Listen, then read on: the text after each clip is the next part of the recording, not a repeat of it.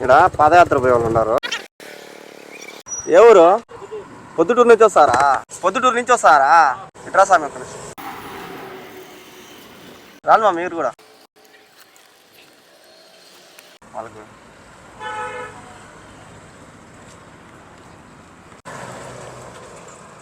ఇదమ్మా తీసుకో. ఉండలేమ్మా. అవును మిమ్మల్ని చూసే తీసుకొని వస్తున్నా పోయి. అవును తాగేసి ఇచ్చేసి తీసుకోండి. లేదు తీసుకోండి, తినండి. ఇక్కడ కూర్చొని మనశాంతిగా తినండి. ఆమెకు కూడా ఇచ్చేయండి.